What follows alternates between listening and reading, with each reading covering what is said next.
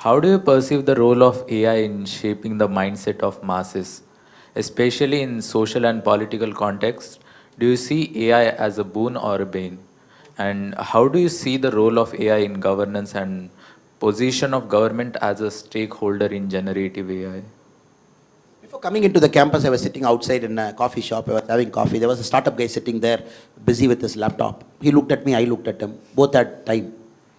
I said, who are you? He said, sir, I'm some startup guy. He asked me, who are you? I said, I'm doing politics here. Within 30 minutes, let us discuss. I said, which field you are? And he said, I'm in the people hiring field. I said, it's going okay? He said, no, sir, AI has disrupted everything, sir. Now all resumes are fake, sir. People write all beautiful things. I mean, we are taking so much time to realize what is right and what is wrong. All statement of purpose, very fancy ones they write. It looks so believable, very emotional. And it just happened to me 30 minutes before, outside your campus, in the road across in the coffee shop. So 100% it is going to disrupt. Massive disruption is on. And let me go one step further.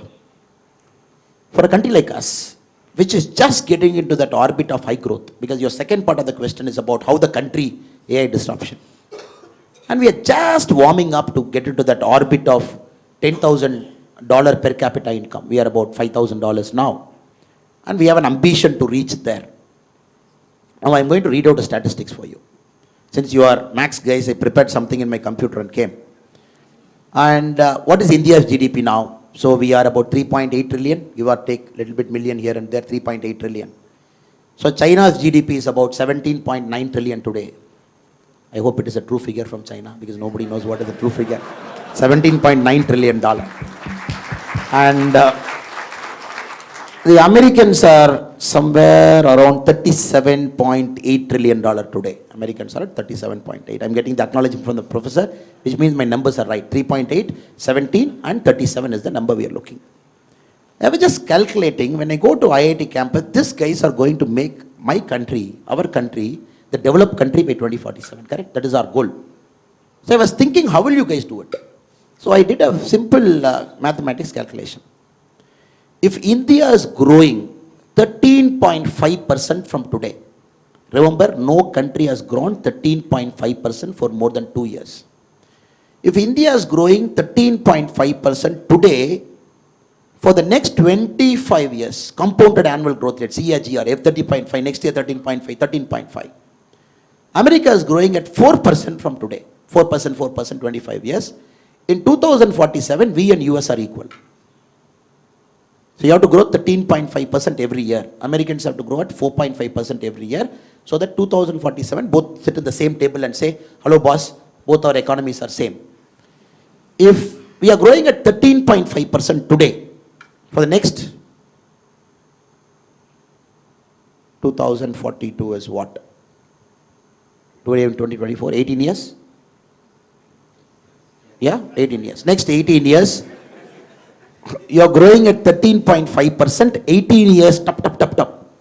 China is growing 4% next 18 years, top. Then you will say, hello boss, we are equal. Now, look at the challenge. Can you grow at 13.5%? Because 2047, we have kept a target of $38 trillion now. From 3.8, we have to reach 38 trillion. Traditional ways of business is 100% not going to give you 13.5. Max 7 right now. Do well with a good prime minister, good policy, 8.5. Country aligns in the political sphere. All state governments wants to be in the business mode and less politics and more governance. All states in India, maybe 9.5. Then more IITs churning out intelligent guys like you. You're not going to US, I'm assuming. You all stay in our country and you all stay in our country for the next 25 years. Do everything. 10.5. Correct? And China problem solved, Pakistan problem solved, everything solved. And there is no nuisance, political nuisance like me. Everybody is sober and everybody is good. 11.5. Correct? We are talking of 13.5. 2047 equal. So now you're talking of artificial intelligence disruption, 3D technology, traditional manufacturing practices going for a toss. Americans are telling no more buying from China. Next president, you have to manufacture in US. And you're like, hello boss, you manufacture in US, it will be costly. To hell with it, manufacture in US.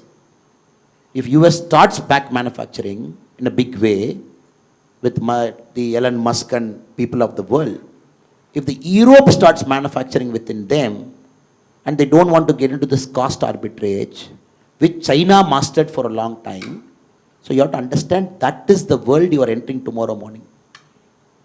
You are entering into the world, the Americans are very clear. You know for a fact, the next presidential elections in US, first time in America's history after 1776, the whites are going to be a minority. They're going to come down below 50%. So the brown skin and people like me, slightly more browner or black, whatever people call, and they are going to go above 50. Hispanics and Asians and everybody. The traditional whites, the Bible Belts, the Mormons, people inside, the so-called traditional whites, they're going below 50. It is carrying them. And next president election is going to be defined by this thing. Of course, two 83-year-old guys are fighting. So you never know, one guy is walking unsteadily, other guy is like, I still have energy left. It is going to be the oldest presidential election. But it is not going to be defined by who is more fitter among the two. You are 83, you are 80, come do arm wrestling. It is not that. The American electorate are going to say, look, I am scared. My country, first time I am going below 50%. My manufacturing is not there. I am not getting jobs. My per capita income is coming down. If you look at the groups, the Hispanics and the Asians, their per capita income is growing up because they are more hardworking. Maybe I am not hardworking, but I don't want to work hard.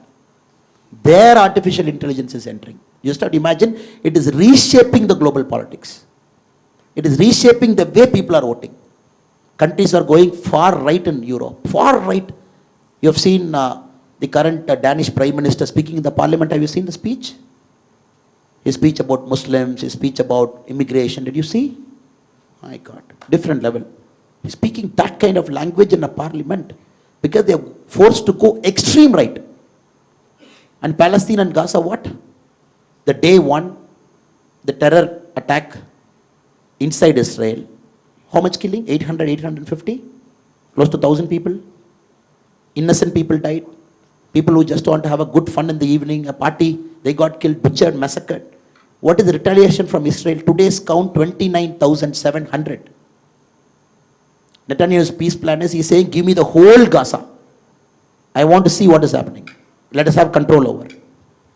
Just imagine, it is completely disrupting. People are fearful. People are afraid. People think the supply chain is going one side, probably to our hemisphere. And the south is fearing, the north is regaining control. The north is fearing, south is more noisy. The global south, the north. So you're getting into this geopolitical tension, which was never there maybe 100 years before. Even World War II was not worse than this. Because now there is no powerful guy. There is zero powerful guy. Who will put a regulation? Why should I listen to Americans' regulation on AI? Tomorrow if Joe Biden is saying, oh, this is America's regulation on AI, you all have to follow. I'm not going to follow. I'm saying, who are you? No, they say 1950 I was a great superpower. I will say to hell with it. You are no more a superpower. You are declaring superpower. You are no Pax Britannica. You are not no Pax Americana. For 100 years, one global superpower managing the whole world. Look at America. They want to manage the whole world. You put one aircraft carrier in South China Sea. You put one closer to the Koreans. You put one in the Middle East. You put a CENTCOM command here. You have a Pacific fleet. You have a blue water navy. Everywhere Americans felt, oh, this is my century. I'm controlling the whole world. Middle East fellow have to listen to me. The Koreans have to listen to me. The Japanese have to listen to me. Now, why will I listen to US? If you look at Jaishankarji's statement, the America is listening to Jaishankarji now. He's going to US and talking a language which we never thought in our lives. We will hear an Indian external affairs minister talking in US like that. So the point I'm trying to tell you is, who is going to regulate AI? And it is completely cross-border. And Europeans don't have a common agreement on how to regulate. Some countries over-regulation, some countries lesser regulation. Americans have a problem. And you can't call the chiefs of big companies to the Congress every time, and the congressmen cannot sit and grovel them. It looks good on TV for their constituents, so you can get some votes. That's the American model of democracy. Look good on C-SPAN. Now what I'm trying to tell you is, I don't have an answer. That is why I'm giving a long answer to you. And, and what I'm trying to tell you is, there is no answer to it. It is going to disrupt. And that is why we need smart guys like you in politics. Because how many current politicians understand AI? 543 members in the parliament. Yes, they are very good in the traditional politics. Extremely good. This caste you divide, this caste you put, and you put a candidate from this caste, and you put a and you put a independent candidate from this caste. Sorry, I will look this side. Sorry, I'm just going that side. And you put an independent candidate from this caste, he will be the vote cutter, and they will win. Now, unfortunately, fortunately for us, and unfortunately for a lot of people, Modi ji is rewriting the political equation. He's saying, oh, development. And he's talking Vikshit Bharat. He's saying 5 years this and all those things. So now the politics have to change. See, people sitting there in Delhi, not understanding technology, AI, deepfake, regulation. Over-regulation is a problem. You never know how to turn on that stove because dosa has to be pakka. It has to be correct thing. You have to just flip it and put it. Now regulation has to do that, right? You put over a thing, dosa will become black. Lesser it's uncooked, stomach pain. So I would only say, better guys should get into positions of power, guys of integrity like you, guys of intelligence like you, and understand 10 years from now how will it happen, 20 years from now what will shape up, how is the global demography changing, how is the geopolitical tension now. So Google is number one now, 10 years from now who will be number one? And you all know the chip, the AI, what is the AI background, what is the background for AI? Powerful chips drive AI, right? People say AI is not some Bhuta or some something sitting somewhere in Norway and say, oh, I am AI here, hello, hi, hi. It is not that. It is some powerful chips manufactured in Hong Kong by TSMC, which manufactures 56% of the world's chip. And 60%? Taiwan. Or a company situated in Netherlands which manufactures the machine for that chip. $100 million is one machine. And we are looking at nanometer now, sir. NM, we have got to 3 nm now, the chip design. 3 nm is the latest TSMC. I am really fearful. I am not hearing this conversation inside politics. I want to hear this conversation inside politics. I sit in many rooms. I sit in a lot of rooms. I want to hear this conversation. Oh, now it is locked. The company in Netherlands, the sole company in the world which supplies that machine to TSMC, to NVIDIA, it supplies to Samsung.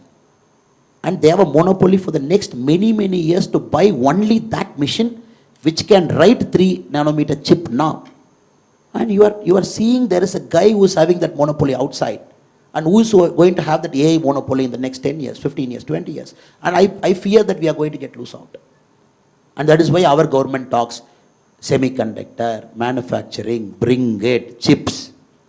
And I don't see the language of an MLA or MP who doesn't even understand what is happening. Something happening in Taiwan is going to have a repercussion in IIT Chennai. So sorry for the long answer, but the short and sweet answer is, we need intelligence guys like you with integrity to come into the playing field and don't be a spectator outside.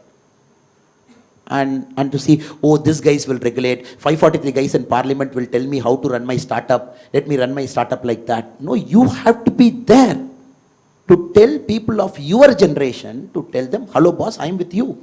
I understand your problem. I am in the political field. Let us try and work out a solution.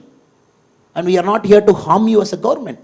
And 13.5% growth for 25 years, sir. Is it possible? Unless you disrupt the whole mindset of our country. You got to have highways, you got to have, we have 41 Vande Bharat trains. We have to make it 500. The first bullet trail, 2026, it is going to fly. But we need 15 bullet trails. We have 149 airports, we need 300. We got to find inland waterways, movement of goods. You don't disrupt this. I don't think 13.5% is possible. And no, then you might tell me, no, sir, let us do after 2047. Why are you in a hurry? Let us grow only at 9%. Why do you want to come to IIT Chennai and raise our heart pressure to say 13.5%? Sir, what is this? You yourself said 7%. When a person like Modi ji comes, 8.5%. When all governments behave like Modi ji, it is 10%. When IIT guys don't go to America, they stay here 11%. You yourself said all those things. Now you are saying 13.5. Brother and sister, we will become old in 2047. Nigerians will come. You know what Nigeria is doing now to the world? They are just warming up. They are no more that third world country sitting in Africa. Their democracy is getting stabilizing. And once schools come, colleges come, Nigeria gets a seat in the United Nations table when the UN gets reformed. How can you say the most populous country of Africa, I don't give you a seat in the table, wait outside? How will you say a country of 142 crore people, reforms will come? India will be a permanent member. It's a matter of time. It's geopolitics. It's geopolitics. And reforms have to happen. And you cannot have a country of 142 crore to say, "Oh, boss, you wait outside, your time will come after 25 years. So what I'm trying to say is, we are in for a serious disruption. Politics, economics, geopolitics, the way the supply chain is structured, the way Indian economy is being currently run. So I hope and pray that you guys get into politics. Now you are like, what is that? We called you to give lecture on only economics, only policing, only this thing, and now you are calling us. So unless the politicians become smarter than the people to whom the governance is applied, then there's no way you will progress faster. So I hope and pray that we all together will solve the AI challenge. Now she is wondering, no answer you gave me. You took 15 minutes, you traveled around the globe, you went to CHIP, and now you say you don't have an answer. Also, a follow-up question on what Vikram added. I think we are seeing a lot of amazing Gen AI tools coming up like ChatGPT and other, and all of these are coming from Western countries. Like India hardly has any big tools. Like two big reasons: we lack a right framework, and we also lack right talent pool. And this will widen the gap of urban versus rural in India. So I think that's another area we would like to hear your views. Whatever AI you're generating, producing, sits on top of other networks. So AI is applied on top of a network. AI can be applied on top of a production network. You can apply AI in a factory. You can apply AI on a consumption network. So, people are consuming something, you're distributing something, you can apply AI on that. So AI sits on top of a network, right? I'll tell you a very interesting story to demonstrate the power of this thing. It's not directly related to AI. The United States attacks Iraq. Okay? Within 25 days, it has wiped out the entire Iraqi military. And then 6 months later, something happened. And suddenly, US soldiers were dying every day.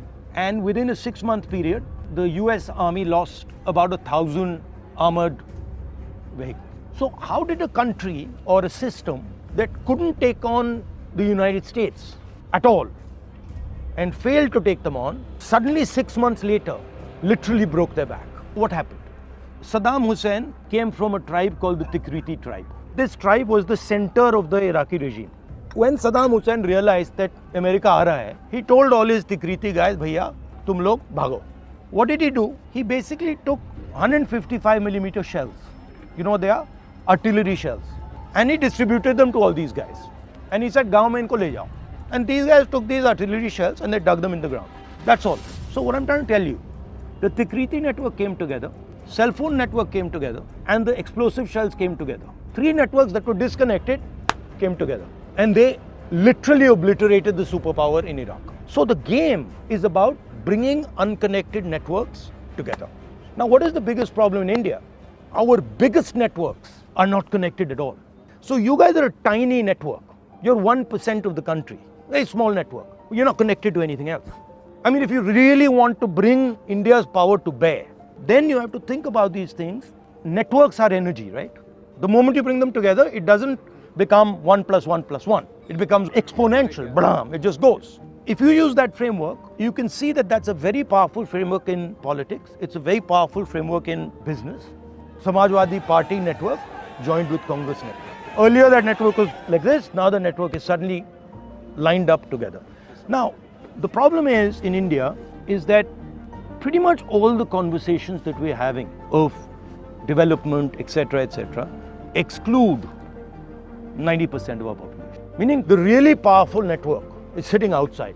So what is the role of technology and IT? Is to apply your understanding and knowledge on those networks. But right now what the game is taking place is you're in 1% or not able to apply the stuff in the large 90% of India. And then these networks are not only physical networks, right? So there are caste networks in India.